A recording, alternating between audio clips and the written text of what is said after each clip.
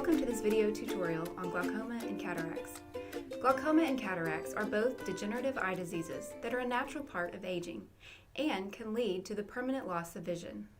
Glaucoma is a group of eye diseases that damage the optic nerve, a bundle of nerve fibers connecting the retina to the brain. This damage is caused by increased intraocular pressure, IOP, or pressure in the eye, resulting in permanent loss of peripheral vision. A cataract is a clouding or opacity of the lens of the eye that leads to gradual painless blurring and eventual loss of vision.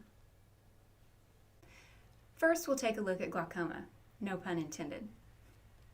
In a normally healthy eye, the clear fluid that fills the anterior chamber flows in and out to continuously nourish the nearby tissues.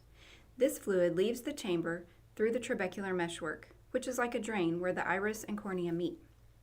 In open-angle glaucoma, there is a wide and open angle between the iris and cornea. The fluid passes too slowly through the drain, and there is a slow clogging of the drainage canal, resulting in increased eye pressure. This is the most common type of glaucoma and may also be called chronic or primary glaucoma. Angle closure glaucoma, a less common form, has a narrow or closed angle between the iris and cornea. It is caused by the quickly developing blockage of drainage canals, resulting in a sudden rise in intraocular pressure. This leads to severe pain, nausea, redness, and blurred vision. The symptoms and damage of this type are usually very noticeable, demanding immediate medical attention.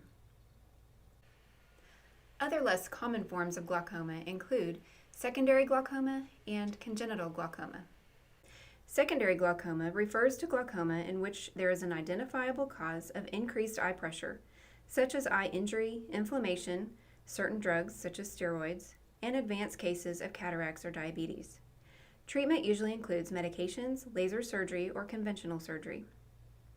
Congenital glaucoma occurs in babies when there is an abnormal development of the eye's drainage canals during the prenatal period. It is rare, may be inherited, and can often be corrected with microsurgery or treated with medication and surgery. General signs and symptoms of glaucoma include the following. Open-angle glaucoma has no signs and symptoms in the early stages.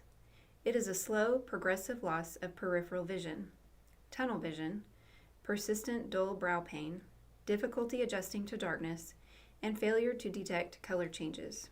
Signs and symptoms of closed-angle glaucoma include severe eye pain causing nausea and vomiting, decreased and blurred vision, halos around lights, the conjunctiva are red and the cornea hazy, and permanent blindness if the intraocular pressure is too high for 24 to 48 hours. The signs and symptoms of congenital glaucoma include enlarged eyes, cloudy cornea, light sensitivity, and excessive tearing. Glaucoma is diagnosed using several painless tests in a comprehensive dilated eye exam. Tonometry measures the pressure in the eye. Ophthalmoscopy illuminates and magnifies the back of the eye. Gonioscopy uses a special mirrored magnifying lens to examine the drainage channels for proper fluid outflow. And a visual field test is used to measure any loss of peripheral vision. With early detection and treatment, glaucoma can almost always be controlled and vision preserved. However, once vision has been lost, it cannot be restored. Treatment is concentrated on lowering the pressure inside the eye to prevent damage to the optic nerve. This is most commonly accomplished with the use of eye drops or oral medications, some working to reduce the production of fluid in the eye, and others allowing for faster drainage of fluid from the eye. Another treatment option is laser trabeculoplasty, in which a laser is used to create holes in the meshwork of the drainage canal to allow the fluid to drain easier. If these methods fail to decrease fluid pressure, conventional surgery, a trabeculectomy, is required to create a new drainage area so the fluid can accumulate and drain into the vascular system. Treatment of glaucoma is usually a lifelong process requiring frequent monitoring and constant treatment. Nursing tips for the patient with glaucoma include the following. Eye drops must be used regularly and consistently. If stopped, pressure in the eyes will increase to damaging levels. Someone with glaucoma should generally be examined every 3 to 4 months for the rest of their lives, since there is no way to determine if the glaucoma is under control based on how they feel or their vision. With glaucoma as the second leading cause of blindness in the United States, cataracts are the #1 leading cause of preventable blindness. A cataract is a clouding of the lens that leads to gradual, painless blurring and eventual loss of vision.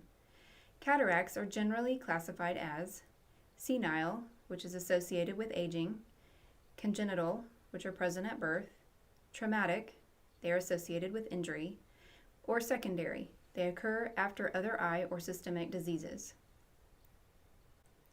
Risk factors for cataracts include age, increasing dramatically after age 65, prolonged exposure to sunlight, high-dose radiation exposure, poorly controlled diabetes, smoking, trauma to the eye, and drug effects from corticosteroids, phenothiazines, and some chemodrugs.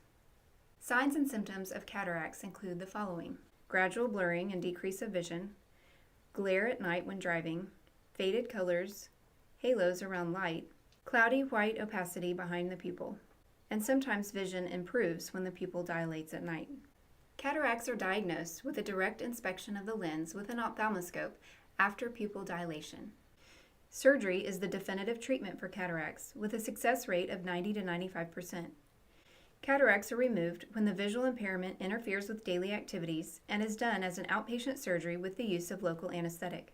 90% of patients achieve a corrected vision near 20/20 after surgery.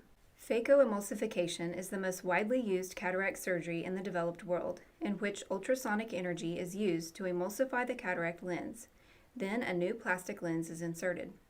Another method of cataract removal is extracapsular cataract extraction, in which the lens and anterior capsule are removed and an intraocular lens is implanted behind the pupil and iris. Here are some nursing tips for a patient with cataracts. Prevent cataracts by wearing sunglasses and not smoking.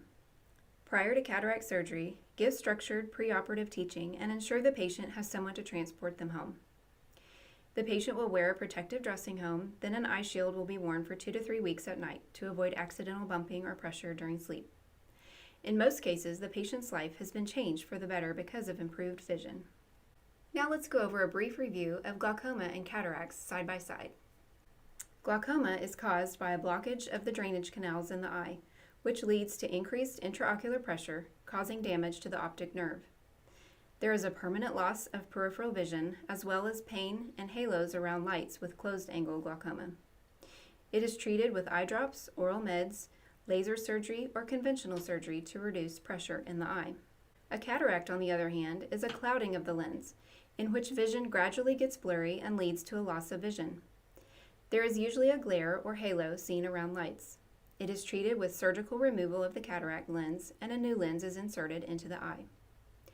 Ultimately, the progression of glaucoma can be slowed or stopped if treated early, and cataracts can easily be removed with surgery.